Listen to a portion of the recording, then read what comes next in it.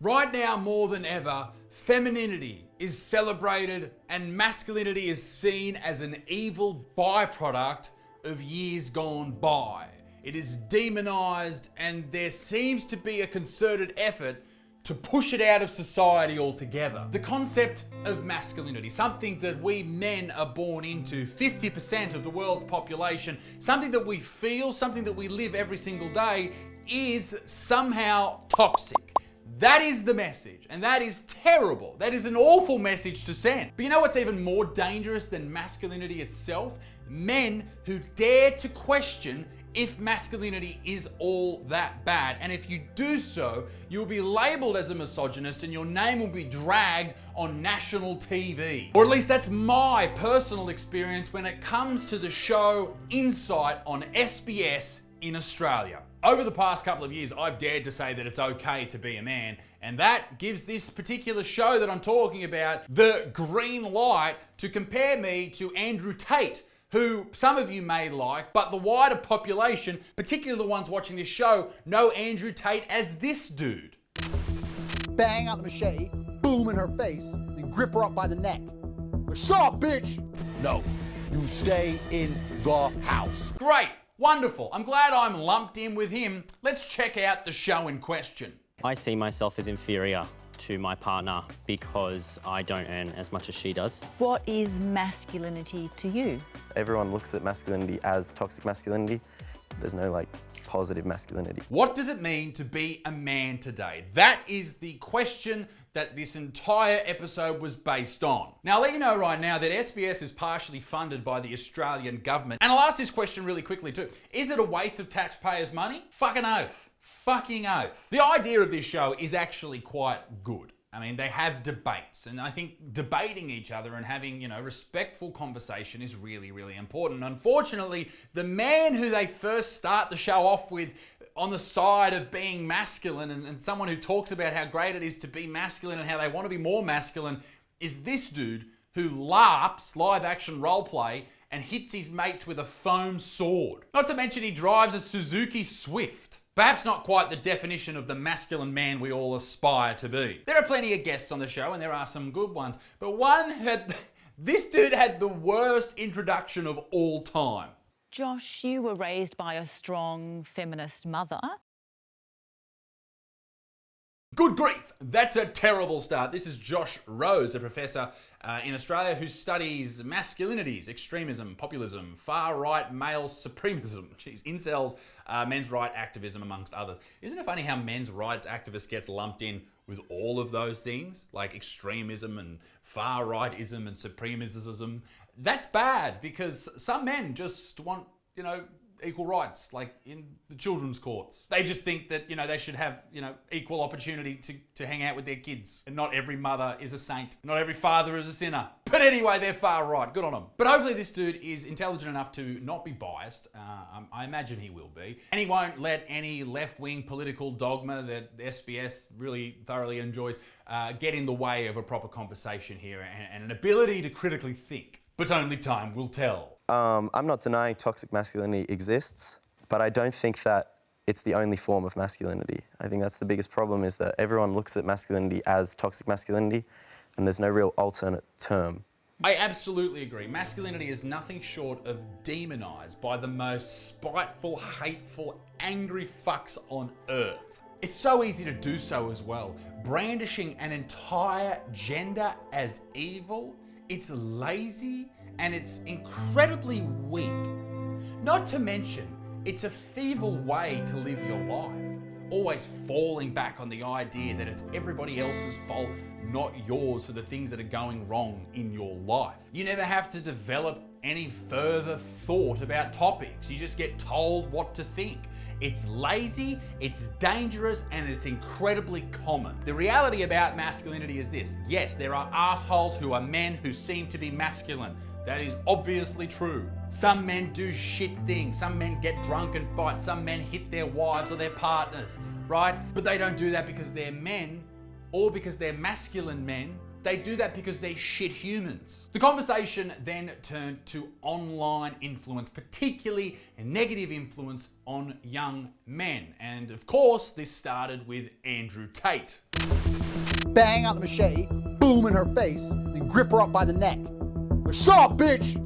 What a wonderful introduction to Andrew Tate, Jesus. He's a legit world champion kickboxer who doesn't buy any pussy bullshit. Okay, this is interesting. So there's Rogan talking about Andrew Tate. And now people who are watching this on the TV, you know, TV people, they're different. I can only imagine they're connecting Andrew Tate and Rogan. So now Rogan is as bad as Andrew Tate, and everything that Andrew Tate has said, now it's almost like they're blaming Rogan for that as well. Is it guaranteed the audience are connecting these dots? Maybe not, but it's definitely out there for them to do that. Unless they've done their own research, they then think that Rogan and Andrew Tate and anybody else in these clips are actually quite bad people hurting young men. In reality, Rogan just said that Tate has some good points for men. He's a world champ kickboxer, so obviously his lessons on life are valid. And then he said, but he ruins it with the real misogynistic shit. Here's what Joe said that SBS didn't play. He fucked up with the misogynist stuff. Yes. Because if he didn't do that, if he just did the pro-male stuff, and he'd been all right. And, you know, pro-accountability and pro-discipline stuff, and, you know, he has this post, he goes, the way I think in the morning, how I feel, has no bearing on what I do. If you just concentrate entirely on your feelings, you're never going to fucking get anywhere. Correct. And that's true, and that's a good lesson for people to learn. Smart to leave that out, SBS. Well done. Let's see who else is on this list of evildoers. Children are being taught that in no uncertain terms that being a male, being a boy, is some type of evil gender. Oh, fuck yeah, that's me. Great, wonderful, fantastic. The sexual revolution has castrated men in terms of their ambition, in terms of their mobility. We're going to end up with a generation of women who view almost all men as inadequate. They're lonesome and they don't know what to do. Okay, Tate, Rogan, me, Shapiro, Poole, and Peterson. Or as I like to call us, the Avengers of misogyny. We're out there expanding the wage gap and fat-shaming young women. Go us. So I guess we're all misogynists now, or at least it's cemented with this fucking quote at the end of the clip. No, you stay in the house. You don't go nowhere. You're not, no restaurants, no clubs, nothing. Great, now I'm as bad as Andrew Tate. Cheers, SBS. Nice one. Also, I get emails about your stupid fucking shows every 2 months. I'm not coming on your show, mate. If you want to know what I think about something, come to my YouTube video, give me some AdSense, or fuck off. Can go out and become breadwinners and reassert that, you know, women are there to breed, basically. I don't believe I've ever said that, and I'd like to argue that point anymore, but my wife just had a baby, so yeah. Obviously, there's the manosphere as well. The manosphere? It's an online environment of misogynists that can be broadly categorised. Well, I've never heard of the manosphere. I've never been invited. No one knows what the fucking manosphere is, but the professor explains it. It's got 4 different themes, 4 different groups, I guess. Men's right activists who are anti-feminists and believe family courts are corrupt and skewed towards mothers, which they definitely are. Men who go their own way, which I think is MAGAO. It's like an acronym.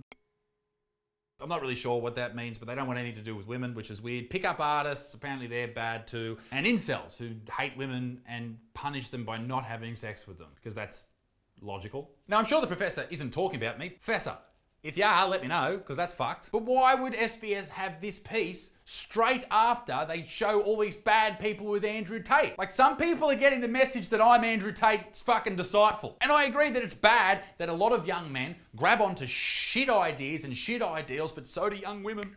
So do fucking young women, mate. But a lot of young men do feel like they're just drowning in society and they grab onto whatever's close, and sometimes that's fucking incel life, and that's terrible. Some become Andrew Tate fans. Others have a fucking brain and they listen to the Rogans of the world and the Petersons in the world and all these guys and actually develop ideas themselves. And the idea that all these people are connected is fucking retarded, SBS. Retarded. Josh, are males treated unfairly? I mean, where do you start? What we're getting an insight into here is the victimisation complex that really pervades the manosphere. Let's talk about the consistent structural inequality that prevents women, educated as they are, from progressing in society into positions of power. Hey, can we talk about the question you were just asked? Are males treated unfairly? The professor goes on to say that women are treated unfairly, and sure they are in many occasions. And there is an argument for that, but that's not the fucking question, all right? I'd like to point out that yes, men are treated unfairly if you consider these following things unfair. Higher incarceration rates, suicide rates, homeless rates, poverty rates, more likely to be killed at work. All of these can be classified as men being treated unfairly. Or you could just fucking ignore it and say this. How many prime ministers have we had in this country who are women?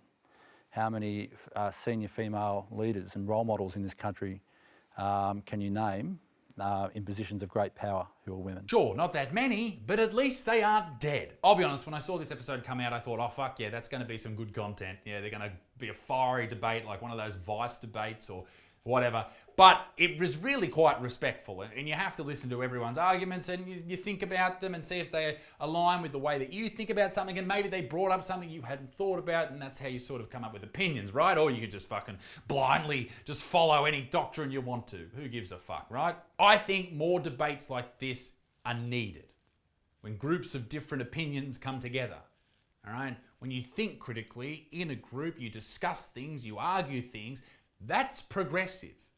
That is very fucking progressive. We must prevent, at all costs, people from the far right and the far left being the arbiters of truth for everyone. That is terrible. People either get their news from the CNNs of the world or from the Fox Newses of the world. Both are as bad as each other. No one is infallible, and we must be able to have these internal debates with ourselves as well and change the way we think and improve our knowledge. Introspection is the freedom from conviction, ladies and gentlemen. I believe masculinity can be evil, or at least the people who use it can be evil. But without it, men will inevitably crumble and negatively affect those around them anyway. You must learn to control your masculinity and harness it to become a better person. But if you're a shit person, you'd be a shit person if you're a man, woman, or they, them. Ladies and gentlemen, be a good motherfucker. Peace in the Middle East, but it stinks to bye bye.